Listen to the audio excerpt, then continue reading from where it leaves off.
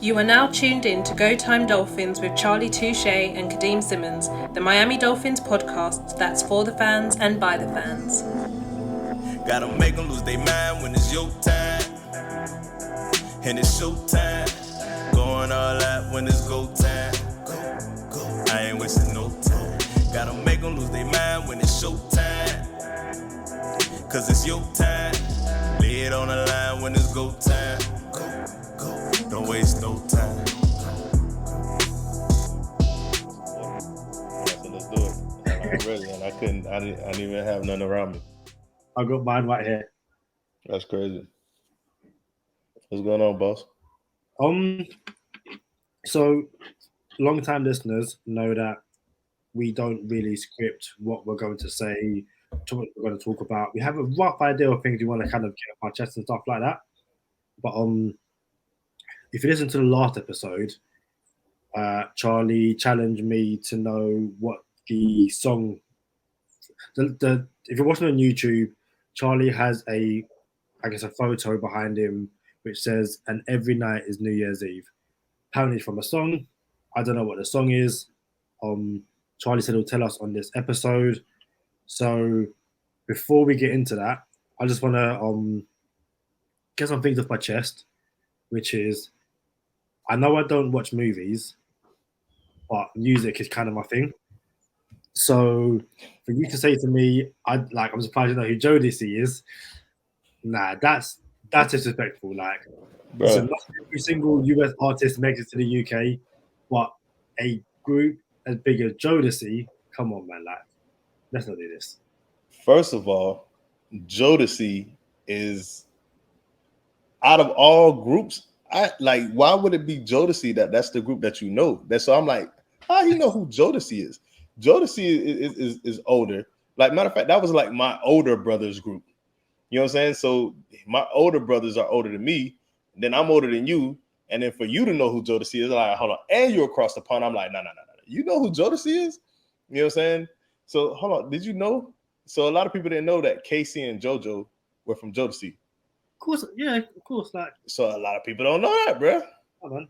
So for everyone listening, you know, Kadeem was dropping facts on Twitter. I'm like, hold on, bro. You know who Jodeci is? He was talking about Jodeci, so I had to chime in. I'm like, bro, I had no idea that you know who Jodeci was. But you can't say you're the music person. You know your music, and you don't even know where this lyric came from. And I asked you a whole episode ago, and every night is New Year's Eve. I'm very much, I don't know. I'm a music person, but doesn't know lyrics. So like, I have a song today, and I can tell you if it's sampled from the 60s, 70s, 80s. Like, I'm a sample person, but in terms of lyrics, now I'm more like, I'm sure as an artist yourself, when you have a song, you hear certain things. I hear like the beat and the instrumental, and then like way down the list is the lyrics. Whereas I'm sure for you, it's the other way around. So Outkast, for instance, I know a lot of Outkast songs, couldn't tell you half the lyrics, but I know most of their beats, if that makes sense. Outkast is my favorite group, by the way, but I'm gonna just reveal where this lyric came from. The lyric is, "And every night is New Year's Eve," but I gave you guys what is it? Like a hint. I gave you a hint, and I gave you another clue, and I said another line from the song, and the other line is, "Every day is Christmas." So if you put it together, the lyric goes, "Every day is Christmas, and every night is New Year's Eve." And the artist who sang it is Sade. Every day is Christmas and every night is New Year's Eve. So that came from The Sweetest Taboo, Mr. I Know My Music. Okay, so again, so that song, for instance, I know that song, but I don't know the lyrics to that song. So it's one of those things where, you know, I hear it, I've heard the remixes, I know who Sade is, or the group, I guess. But yeah, you know. The person. It's a band. She has a band, but Sade is a person. No one calls Sade a group. It's like Jamiroquai. Jamiroquai are a band, but everyone thinks it's just one person. It's like, well, no, it's, you know, JK is the lead singer, and Jamiroquai is the group. So growing up, everyone's like, oh, I love that. after Jamiroquai, it's like, no, they were banned. Bro, So, you know. Kadeem reaching with these older names, boy. Jamiroquai, boy, that's a way back name right there. Listen, man. It's Go Time Dolphins, the Miami Dolphins podcast that goes not only across the pond, but across the world. I'm your boy, Charlie Touche. I got my co-host, Kadeem Simmons, with me. It's always for the fans and by the fans. Your favorite podcast. It's a lot of upgrades going on with Go Time Dolphins. Cannot wait, boy. Cannot wait. Hey, so we put out friend of the podcast, Javon Holland. And for those new subscribers and new listeners, we appreciate you. And longtime listeners, we appreciate you as well. Appreciate you even more. Actually, I think we appreciate, I shouldn't say who we appreciate even more, because we appreciate all y'all. But the new ones, we do appreciate you. Old ones, we appreciate you too. But listen, so Javon Holland came on the podcast and we chopped it up, had some genuine smiles, genuine laughs. And, any Dolphin fan that we any Dolphin player that we ran into, we call him a friend of the podcast. And today on our social media platforms at Go Time Dolphins, we shared a clip of when Javon Holland was on the podcast.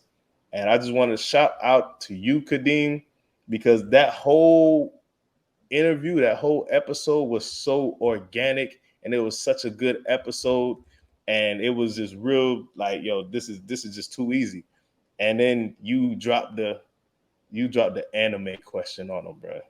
Like, and said, what's your favorite top 5 animes? And it was like he came out of media mode, and it was just a lot of laughs, a lot of smiles. And then you on the other hand, you was going back and forth when I'm like, man, this is pretty good. I was happy I got to ride shotgun and see y'all boys go at it about some anime. But I'm gonna get started, and as soon as I start my first anime, I'm gonna let everybody know. But yeah, man, what you got, Kadeem? So very quickly, one half of the Barracuda boys, LB, he was saying how. So One Piece is essentially Javon Holland's favorite anime, and he was saying, LB was saying, I should add, that he doesn't watch the filler episodes. And I was like, how can it be? How can your favorite anime you miss like most of the episode because of fillers? Javon Holland said that wait until you get to episode 540, and then you're like, yeah. So in my head, I'm thinking I have to wait until halfway through this anime, which is like over 1,000 episodes long, for it to get good. Listen, One Piece is the trashiest anime I'm watching at the moment. But so to kind of get you involved in this, I don't like Breaking Bad. I think Breaking Bad is trash. But once I started it, I had to finish it. So Breaking Bad, One Piece, I've started both. I have to finish both. Now, I haven't seen Better Call Saul. I might start that. But yeah, One Piece is just absolute bond, man. Dude. That's trash. And people said, where's Dragon Ball Z, all that kind of stuff. Dragon Ball Z is like the OG of animes, but other stuff has kind of like supplanted it. So Dragon Ball Z put like a top 10, or maybe not top 5. One Piece is just bottom tier anime for me. Listen, man, what week is it? 7? Yeah. Or week 8. It's week 8. We're going into week 8.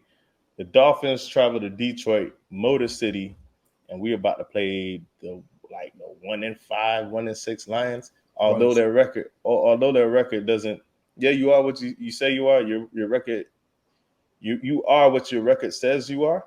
But at the same time, we can't take the Detroit Lions lightly. So let's talk about the game, Kadeem. What do we have on tap? Oh, matter of fact, before we get to the game, before we talk Detroit Lions, something else is coming up pretty fast too, and that's the trade deadline.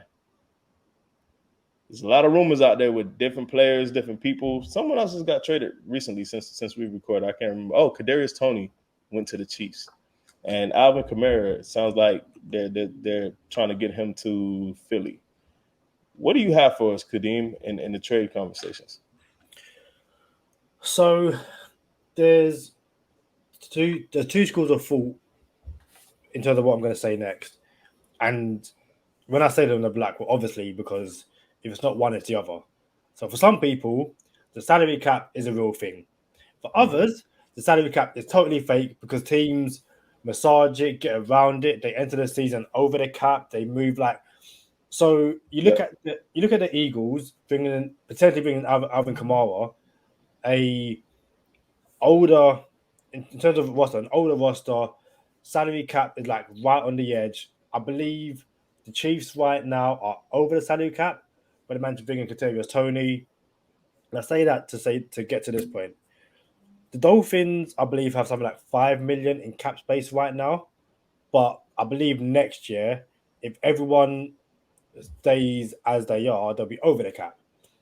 So your boy Chris Greer needs to start massaging the salary cap to kind of make sure they're in it next year, all that kind of stuff.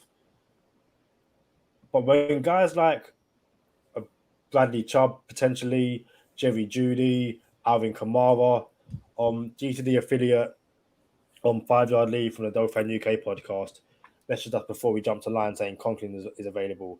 And I'm going to assume that's Jack Conklin, the right tackle from Cleveland, who they also picked up quite recently in free agency a couple of years ago. They took it from us. Yeah.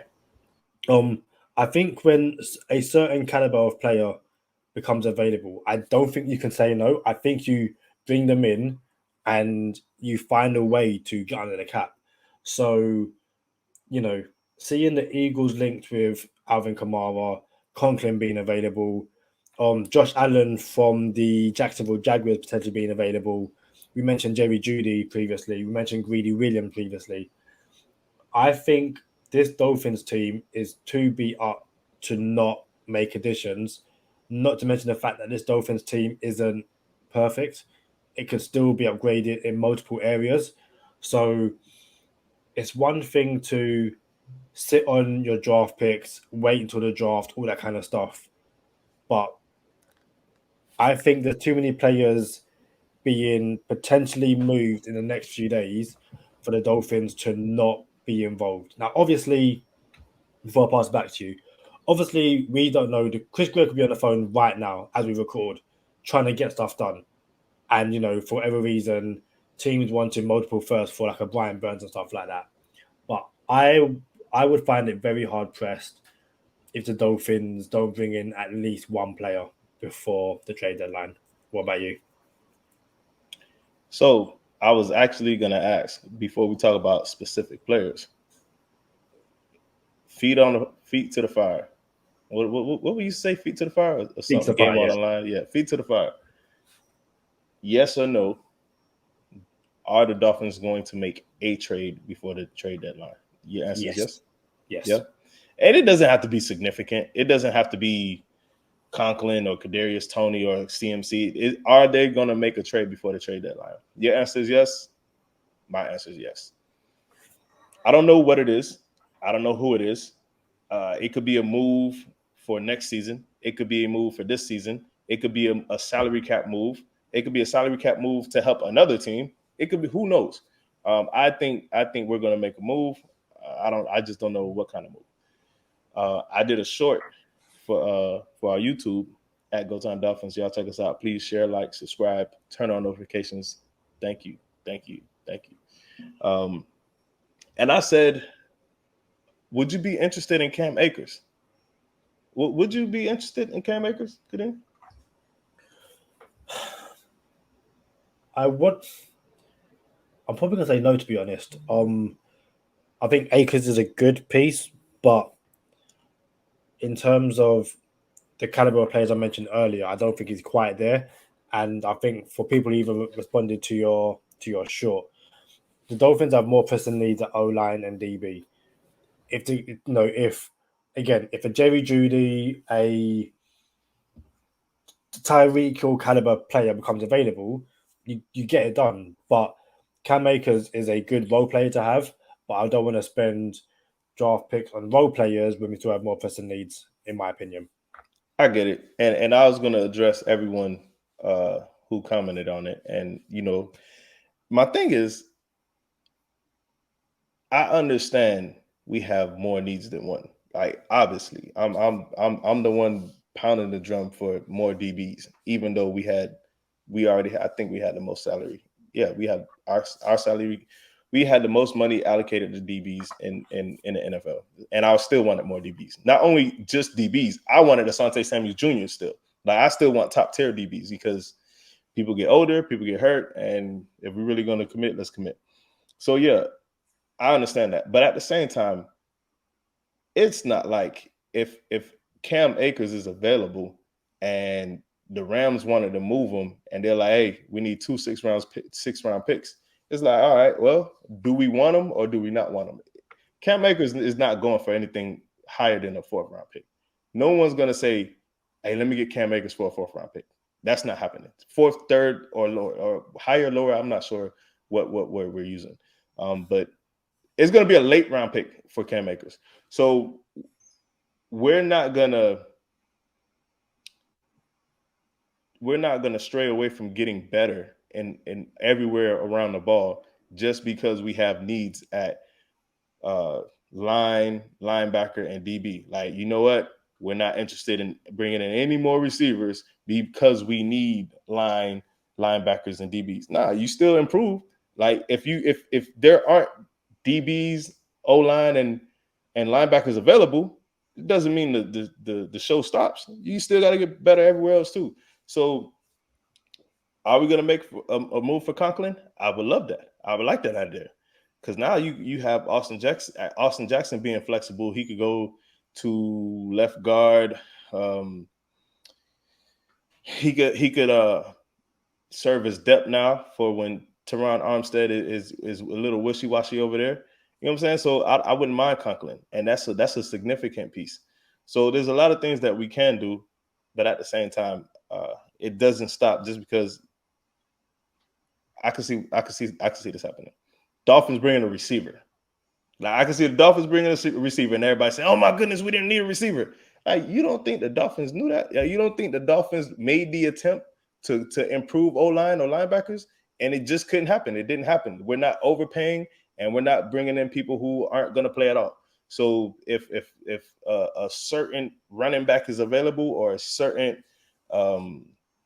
D lineman is available, then it is what it is. But yeah, I would if Cam Akers was available for a 5th, 6th, 7, 2 7s, 2 6s, 2 5ths, maybe not 2 5ths, but yeah, if it's late round compensation, it's for sure. Yeah. In terms, there's a few guys who, could potentially come in.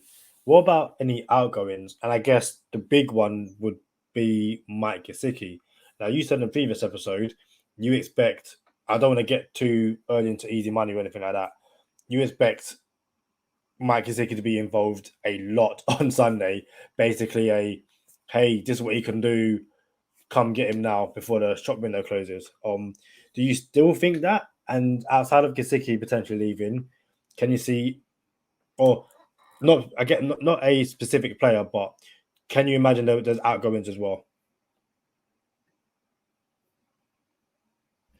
Yes, and here's the thing: I think whoever wants Mike Gesicki, we're already talking to him. It's not like, oh, Mike Gesicki just put up 4 touchdowns. Let's go get him now. Nah, they're interested already, and they're just trying to iron out the compensation. So yeah, well, I don't know if it happens, but there can be something outgoing as well, and that's why I'm saying salary cap stuff. Like, well, maybe we see something move for the salary cap. What you think? Yeah, I think that could be the reason why we bring in another wide receiver, to basically make up the targets that we're going to lose in Mike Gesicki. I've seen some people say if you can move on from Cedric Wilson now, then perhaps you do that. Mike McDaniel would address Cedric Wilson's lack of snaps, I guess, so far this season. And he essentially said he's getting better every single week. It's just, he was dinged up a few weeks ago with a rib injury, and also, still learning the system. There'll be players who learn the system a lot quicker, and it doesn't mean they're bad players. It's just more a case of, Cedric Wilson was on punt duty last week against the Steelers, which was not what we expected. But I'm pretty sure when the Dolphins brought in Cedric Wilson in free agency, they did not know they'd bring in Tyreek Hill. So it's a matter of Cedric Wilson probably had a massive role when they brought him in. Tyreek Hill came in, and that's way possible you're going to target Tyreek Hill more than you can target Cedric Wilson. I don't think they get rid of Cedric Wilson right now because there's not much point. But again, if a team calls and says, hey, we want to give you a day 2, early day 3 pick for Cedric Wilson, we can give you a starting caliber offensive lineman, a starting caliber DB, would you, I'll ask you first, would you go for that? Starting caliber offensive lineman, you said? Yeah. And starting caliber DB? Yep. With Cedric Wilson involved? Yep. I ain't gonna lie, Cedric Wilson, that first punt, he I'm like, boy. He was like leaning back, and I was like, yo, I'm like, bro, help me stay sane, boy. Like, yo, yeah, of course. But here's the thing: when it comes to Cedric Wilson, if you move Cedric Wilson, you have to eat his dead cap. Like, you eat it, he's guaranteed money next year. So if we're moving him this year, we basically that dead cap that for those who don't know what dead cap is, it's when you guarantee a player a certain amount of money and you move that player before you give him that guarantee money. So once you move him, it's not like you can use that money, it becomes dead. So now it's on the books and you're not allowed to use it. So it doesn't go to the player, but it doesn't go back to the team. That being said, I'm open to eat some dead cap for the right trade. I'm not open to eat some dead cap to move Cedric Wilson for, what's that linebacker? Shaq Thompson. I'm not open for that. I'm not willing to eat Cedric Wilson's dead cap to bring us Shaq Thompson. But if it's a significant trade, I'm all for it. I'm just trying to find my mind's gone blank. Just trying to find Cedric Wilson's dead cap to see how bad it is. I saw someone say that it's like 7 million over the next 2 years. No. I think it's 7.5. So if you move him this year, post June, it'll be done by next year. But if you move him after this year, it'll be done by 2024. So you can move him this year, and then next season it'll go on the books, and then by 2024 it'll be off the books. Yeah. So yeah, I think again I'm with you. If you can get in a significant upgrade in any position, and Cedric Wilson is the price you have to pay, sometimes you've got to say, do you know what? It would have worked out had we not got Tyreek Hill, all that kind of stuff. So I think I would like to think the Dolphins don't sit on their heels and not do anything. Yes, we get Keon Crossen back. Yes, we get Kader Kohu back. But I still think the depth behind Xavier Howard and Byron Jones hasn't really been what we would like it to be over the past, I guess, 2 seasons. Yes, the Dolphins held the Pittsburgh Steelers to 10 points. Great. But, as the season progresses, you play better teams, better quarterbacks.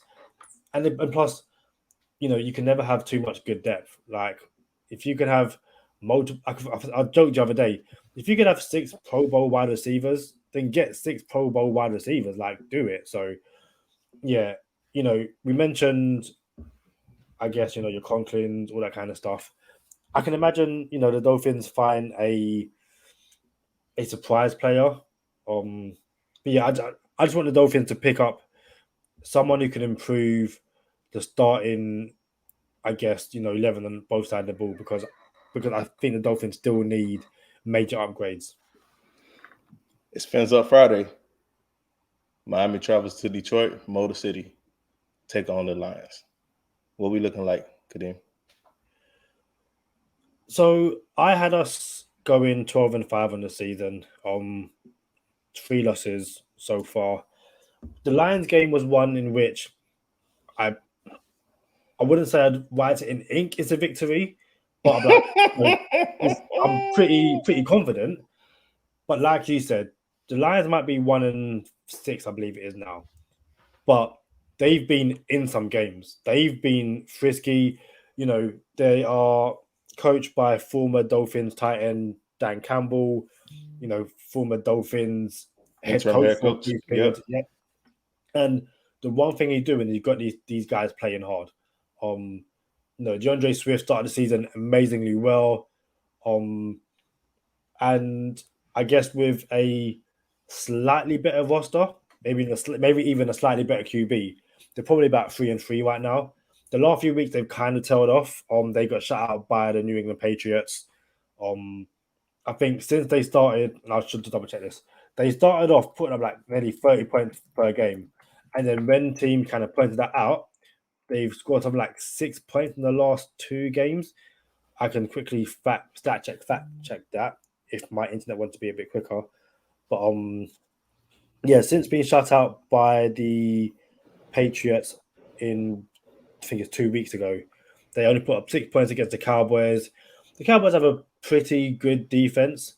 But yeah, if you look at their first few games, 35 points against the Eagles, beat the Commanders, putting up 36 points, lost to the Vikings 28-24, put up 45 points against the Seahawks, and everyone was like, yo, you know, they've been close.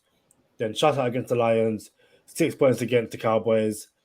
The Dolphins, this is a same old Dolphins coming to this game, expecting to win, lay an egg, lose.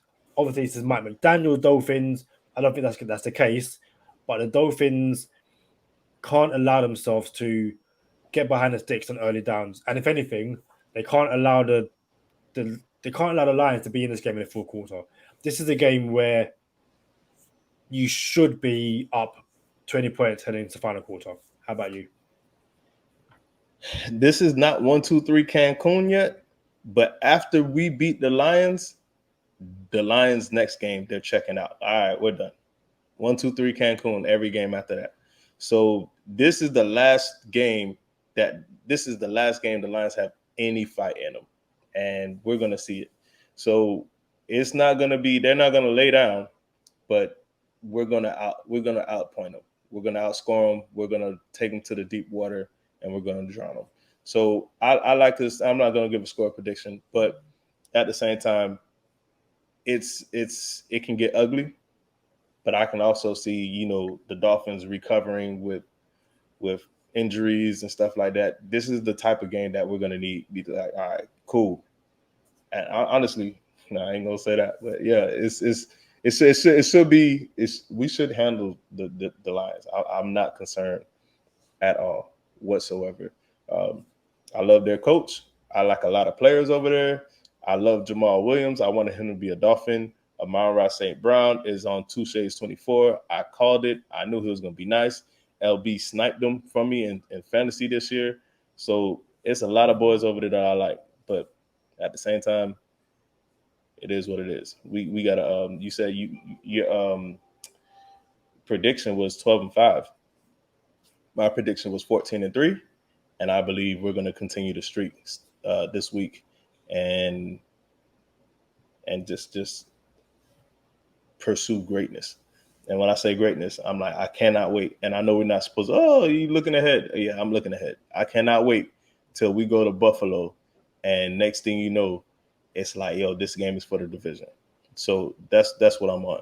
But them guys in the locker room shouldn't do that. But I'm not in the locker room. I'm on a podcast. So I could do what I want.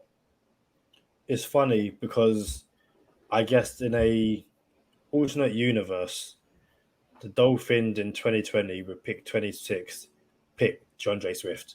I am on record, and for anyone who hasn't, for anyone who's new to the podcast. So I watched the Bleacher Report draft analysis. I don't watch NFL.com, anything like that. I watch Bleacher Report, mostly because they get the picks before the NFL does.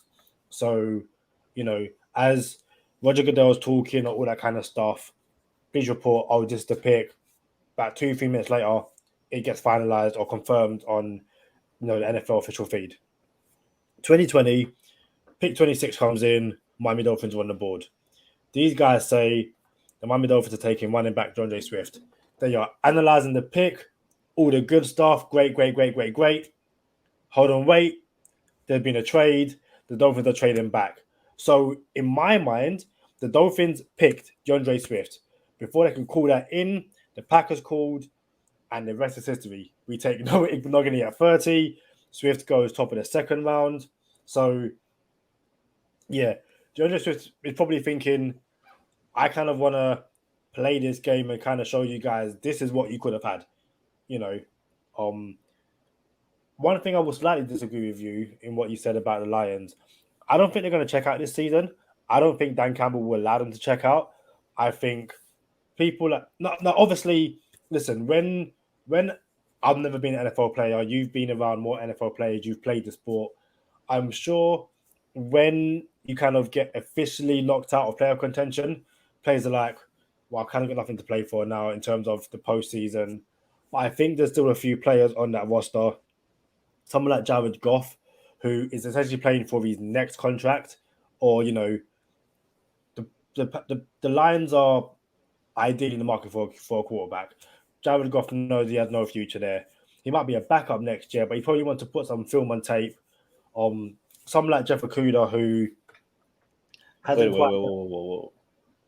Film on tape? That's what I said. He wants to put film on tape. My mind's gone blank. What should I have said?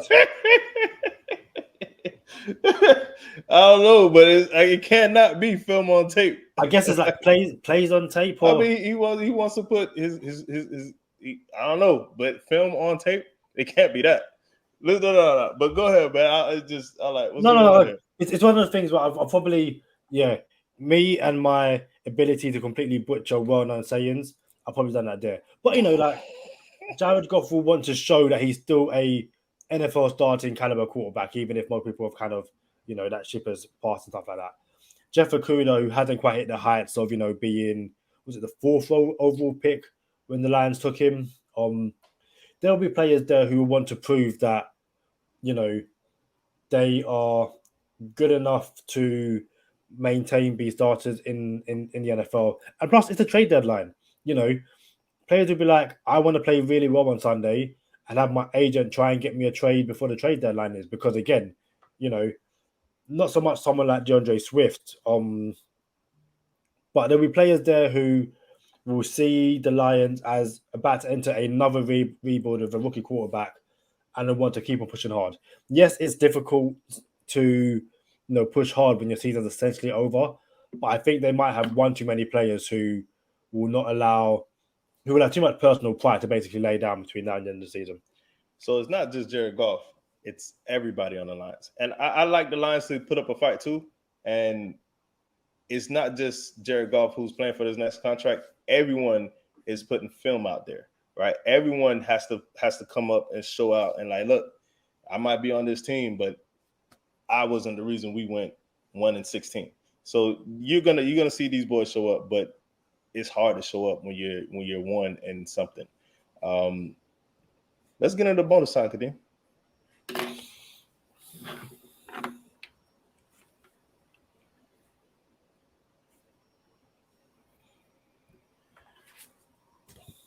Coach K is in the building. So I may have cheated this week. I don't have a Celsius Fahrenheit simply because we're in a dome and weather doesn't really matter this week. It doesn't matter. Can I continue? Am I okay to continue? Go ahead, boss. You got the floor. There's no Fahrenheit, there's no Celsius, but there is a injury report, which everyone apart from 2 players are limited. Every single Dolphins player is limited on his injury report, apart from 2 people.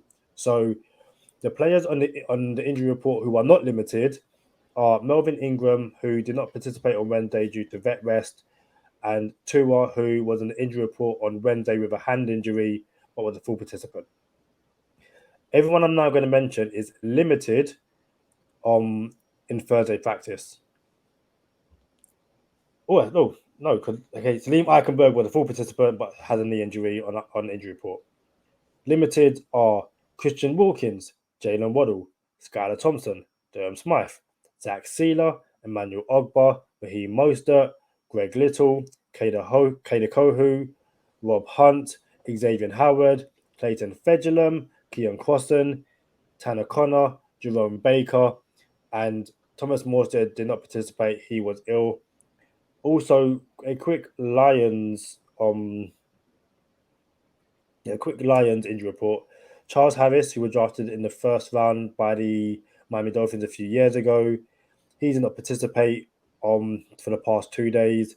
It's looking like he will not play against the Dolphins, which would be a shame. He's had a nice little resurgence in Detroit. But yeah, it's a very, very, very banged up Miami Dolphins team at the moment. And yeah, hopefully these guys can be healthy come game time on Sunday. What you got for fantasy?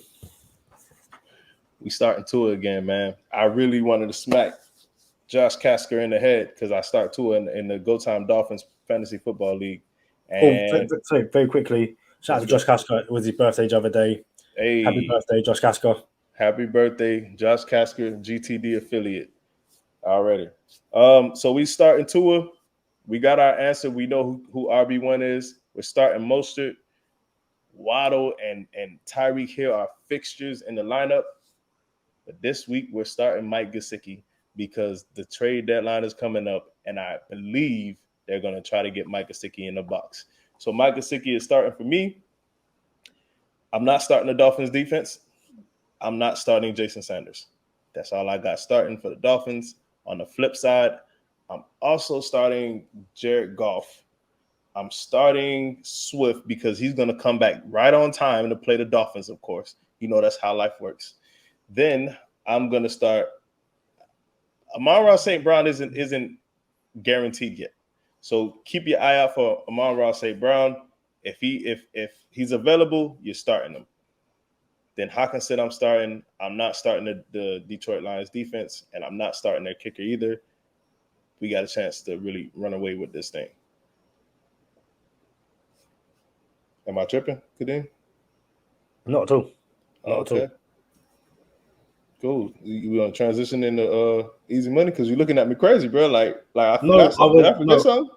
No, I was reading something which was quite amusing. This guy. Well, no, you were talking, and again, easy money is your segment as well. So, like, transition. Yeah, but usually we like chop it up about no huddle, and then we go into easy money. But you was looking at me like we were actually running a no huddle, and I was going into the easy money play. Like, hey, we're just with a hurry up offense. But yeah, we get into easy money ain't nothing. What you about to say? You about to say something? It was so. I'll tell you what I was looking at. One of the matchups this weekend is Tyreek Hill against one of the cornerbacks, and I'm going to butcher this name. Is it Jeffrey Okuda? No, the other one, Oru Warrior. I don't know. Yeah, but he is currently ranked by PFF 110 out of 110 corners. He's ranked the worst corner in the league, and he could be he's going up against either Tyreek Hill or Jalen Waddle. And if it's up against Hill is number one. So you could be seeing the highest ranked wide receiver against the worst ranked corner.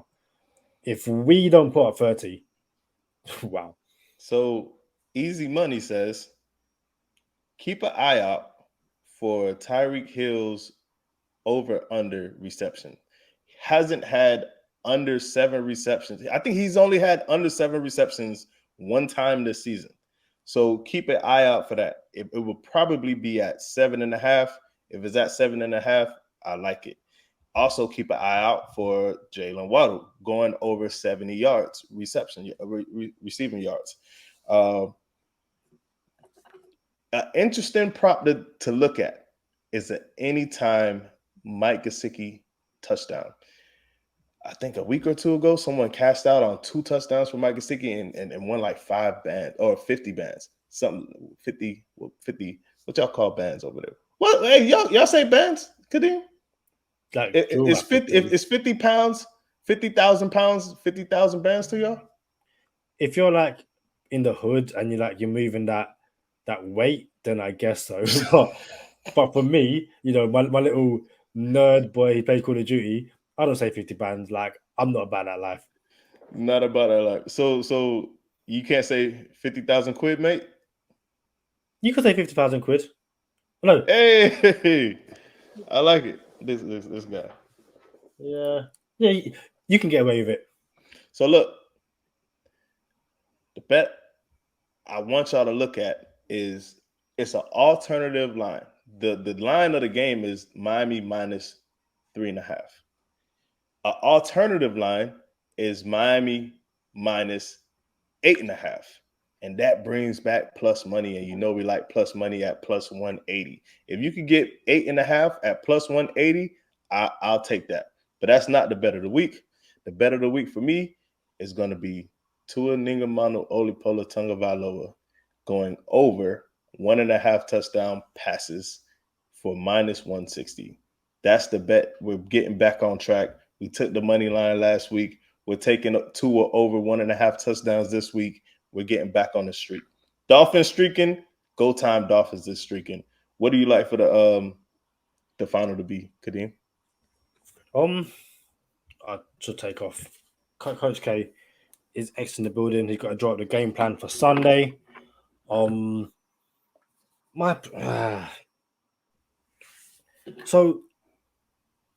Tua said that the Dolphins need to stop driving down the field and settling for threes. He was like, need to stop. We need to start putting up 7 instead of 3s.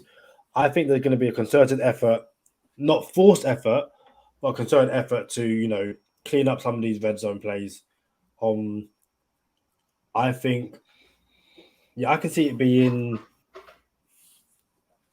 33-17. I think the Lions, I guess, somewhat get back on track in terms of their offensive points, I guess, but not enough that, it should worry the Dolphins at all. 33-17. Yeah. That's a lot, Kadeem.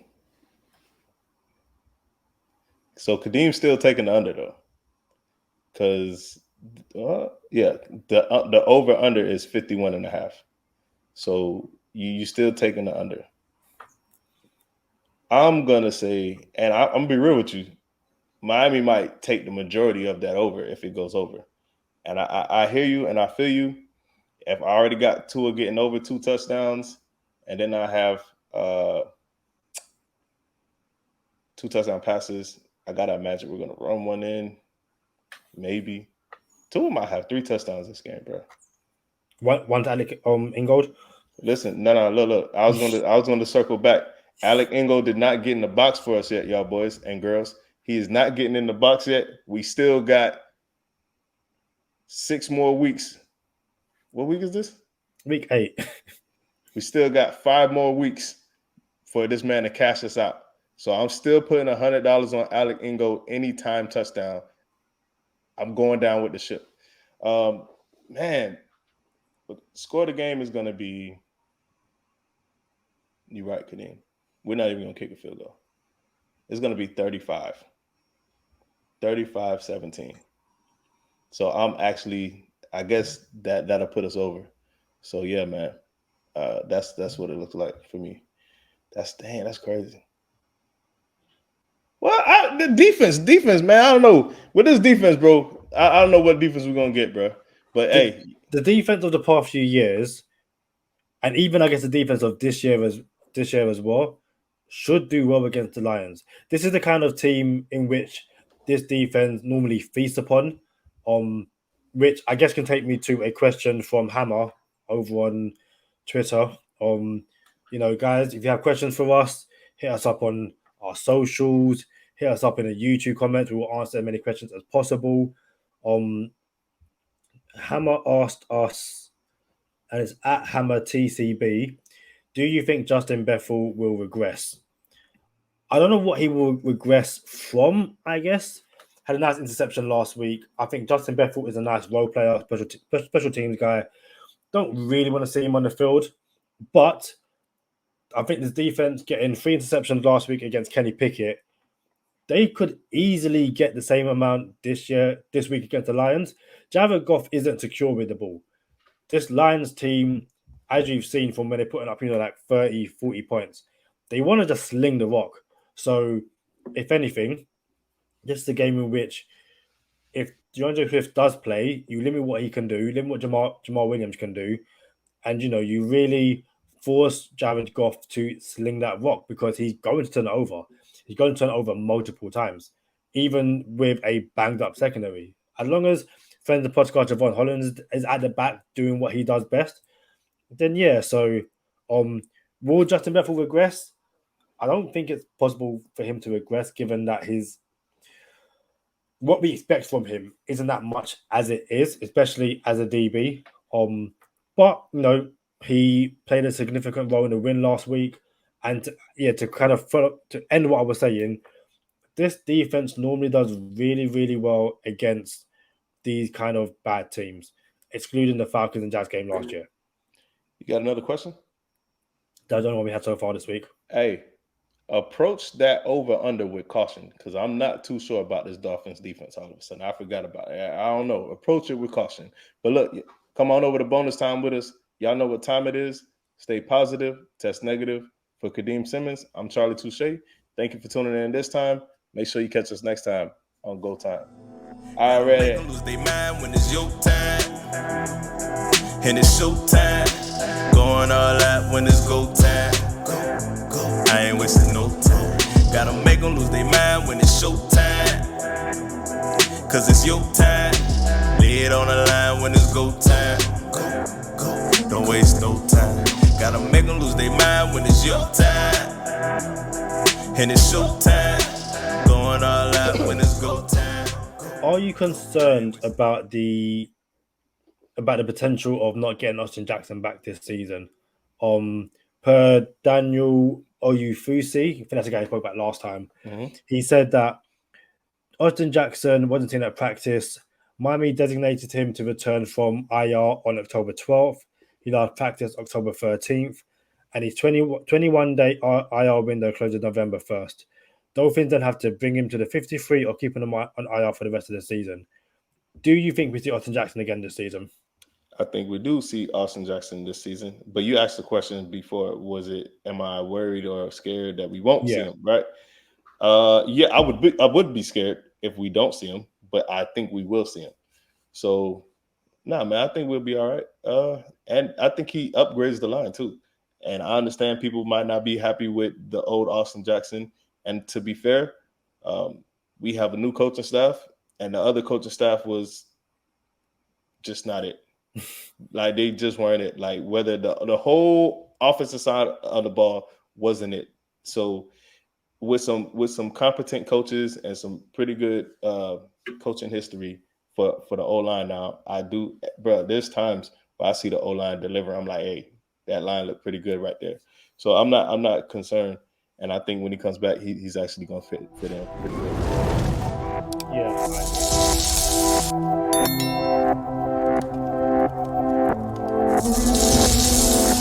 Boozy.